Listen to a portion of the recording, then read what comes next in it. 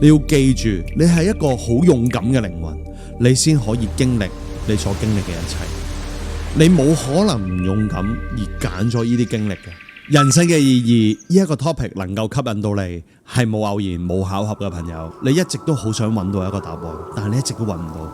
究竟你點樣揾到人生嘅意義？所以你一定要睇到最尾。幾時應該要結婚生仔啦？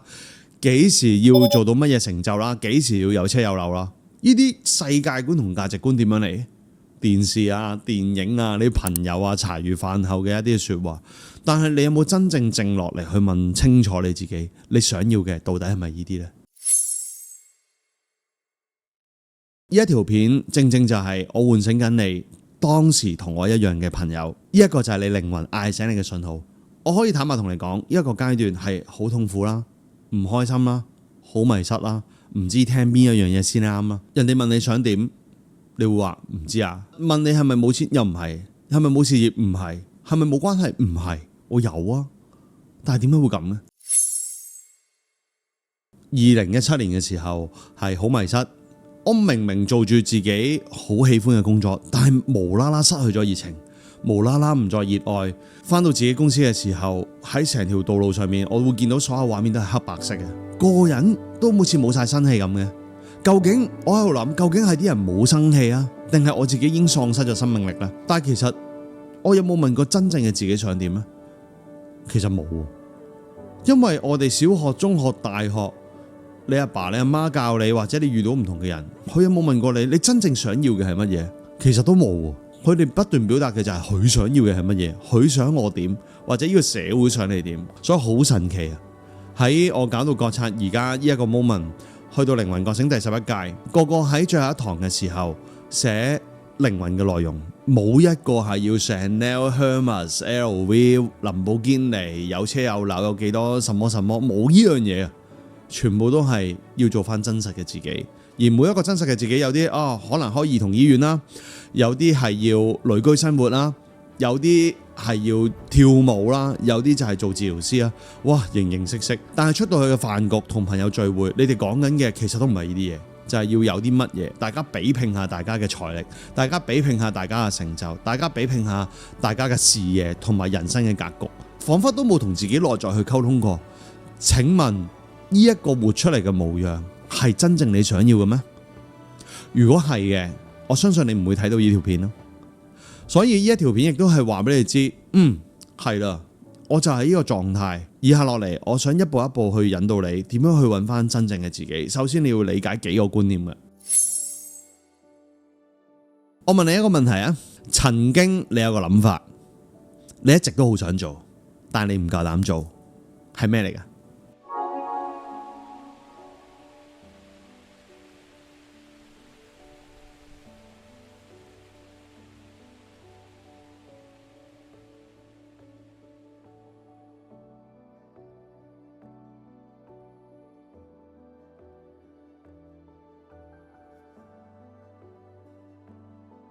你內心有一啲係熱情，好想做，你覺得完成咗你嘅責任先啦，完成咗你而家人生課題先啦。10年、20年之後，如果有時間，我就會咁樣做啦。嗰樣嘢係咩嚟啊？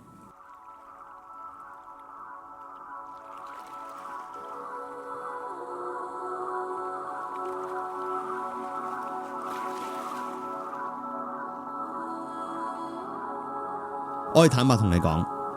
呢兩個問題，你開始探索真實嘅自己，你肯做出嚟嘅時候，你會無悔。但係你加咗好多條件喺裏邊，就係時間啦、責任啦、恐懼啦、擔心唔 work 啦，全部都係阻撓你當下就成為真實嘅你。咁可能你會問 Aaron， 咁呢一個問題，我雖然好想做嘢，咁唔通即刻要 quit 晒所有嘢去實踐啊？我又唔係咩意思。你要去慢慢去理解真實嘅自己。假如你想創業嘅，你而家返緊份工，你又冇錢，跟住又冇時間，即刻要 cut 咗份工，即刻創業，咁係好難嘅。你想象一下，四季嘅交替都唔係今日冬天，聽日即刻夏天，夏天就後日就即刻秋天，係唔會噶嘛。佢會有一個漸進式嘅領域嘅，漸進就係由冬天慢慢變成春天。呢一個過渡期呢，係最難受嘅。你換嗰啲衫啦，轉個屋企嘅擺設啦，因為根據季節嘅變化，同樣咯，你去揾翻你人生嘅火花，揾翻你人生嘅意義，過程都係需要㗎，都係要周期㗎。所以你將恐懼啦、責任啦，唔係唔理佢，你試下將佢唔好擺得咁前嘅 priority， 擺後少少先，將你內心嘅聲音擺前啲咁多。你去諗下，如果你真係要實踐呢件事，係咪真係要等到20年後？係咪一直因為呢個責任真係冇可能實踐到？定係你可以開始咗10%、20%、30%？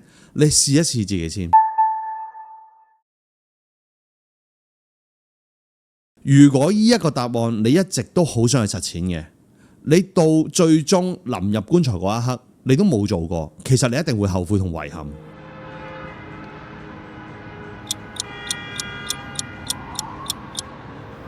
臨過身之前嗰人最後悔嘅係咩呢？佢唔係後悔做過啲乜嘢，佢係後悔冇做啲乜嘢。我去鼓勵你10%、20%，你開始咗先，將你嘅責任同埋所有嘅條件、恐懼擺後一格，因為你開始咗一小步，你慢慢呢，你就會揾到一啲嘅路徑，開始你更大步。而一個部分，你係揾到一個適當嘅平衡，就好似冬季轉春季一樣，開始咗先。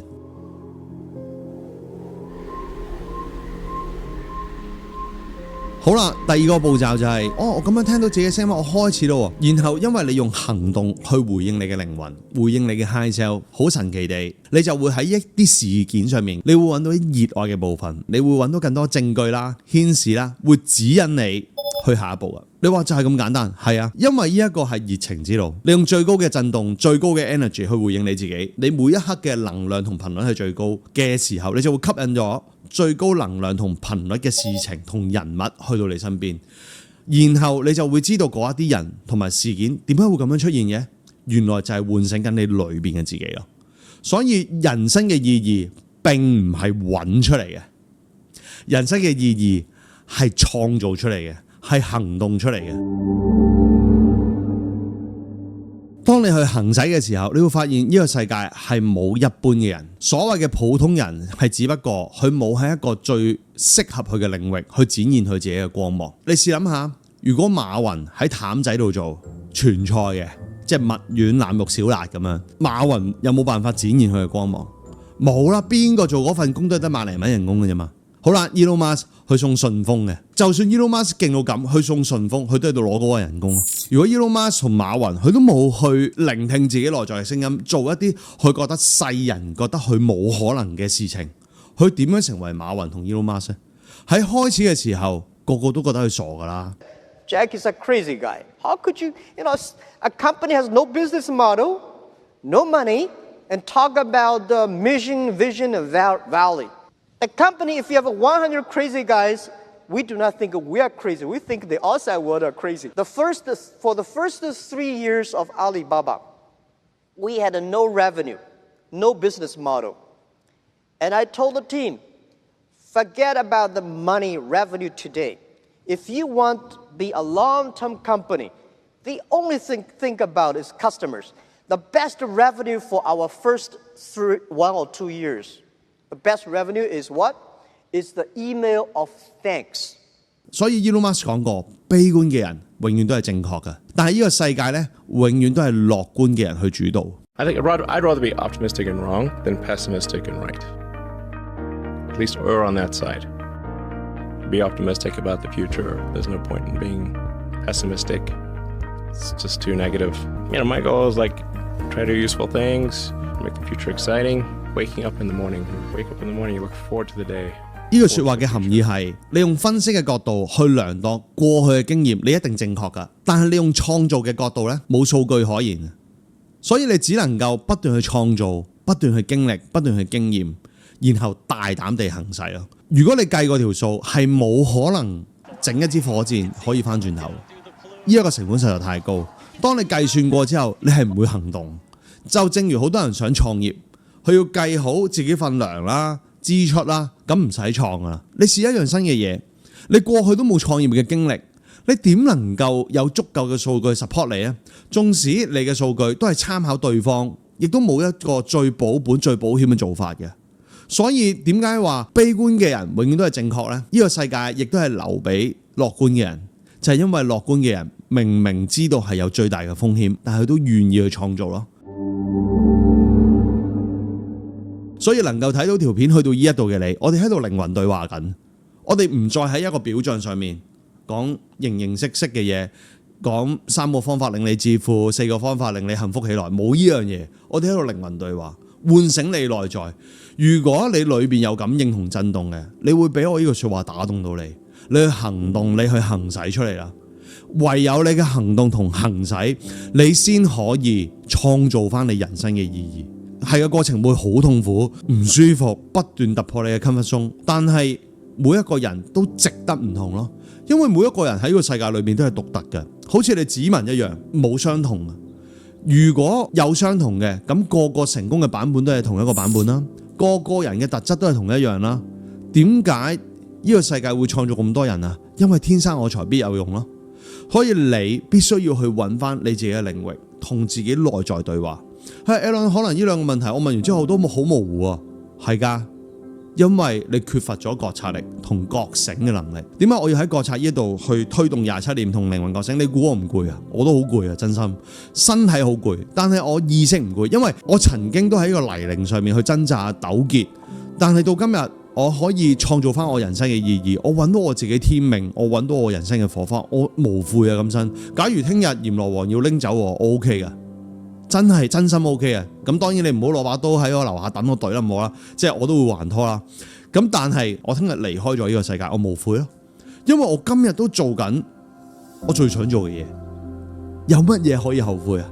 但係如果聽日你就要瓜老襯啦，你今日哇我仲有好多嘢未做啊，咁呢一條片你真係有一個好大嘅覺醒空間，你真係認真去諗下，究竟你而家做緊嘅嘢係咪真係你人生上面真係需要呢？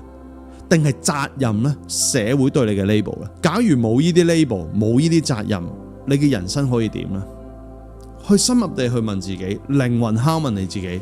如果你都揾到係啊，我真係唔想再咁樣勞勞碌碌咁樣一世碌碌無為咁樣，你就聽你自己內在嘅聲音，勇敢地去行使一啲你一直都唔敢但係好想做嘅嘢，用行動去行咗一次，無論10%、20%，你都去行動出嚟。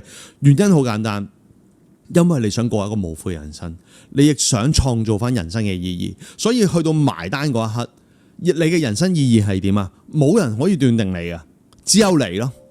你覺得你嘅人生意義係突破，我創造翻好多不可能，呢個就係你嘅人生咯。如果你話我人生嘅意義就係翻工放工咯，打份紅工有乜好與唔好嘅啫？咪就係咁咯，出份糧咪養家咯，個個都係咁。咁呢個就係你人生嘅意義，冇對錯之分。但係好明顯，後者嘅人係真係好難嚟到覺察，唯有前者嘅人，佢好想發放自己嘅光芒，好想揾翻你自己嘅火花，你先會嚟到呢一度。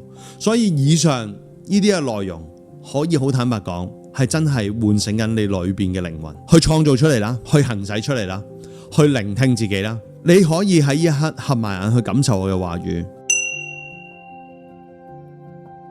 唔好再活喺人哋眼光，活出真實嘅自己。無論過去嘅你有幾咁醜陋，有幾咁善良，全部係愛嚟成就你今日。可能之前你會唔明點解呢個世界咁唔公平嘅事件要發生喺我身上啊？呢個世界冇偶然，亦都冇巧合，係因為呢啲事件係愛嚟成就你嘅靈魂，成就你靈魂嘅發展。一直都好渴求一個咁樣嘅生命，所以請你去感恩一啲咁難受嘅經歷，令到你成為一個勇敢嘅靈魂。你要記住，你係一個好勇敢嘅靈魂，你先可以經歷你所經歷嘅一切。你冇可能唔勇敢而揀咗呢啲經歷嘅。呢個世界亦都冇受害者，每一日每一刻我哋都係有因果關係而嚟到我哋身邊，因為有業力，所以我哋必須秉承住呢啲嘅業力去創造翻自己人生。業力並唔係一個償還嘅機制，業力只係根據宇宙去咁樣去運作，有因果嘅關係嚟到你嘅身邊，而你擁有自由意志，每一刻可以選擇去創造一個新嘅人生。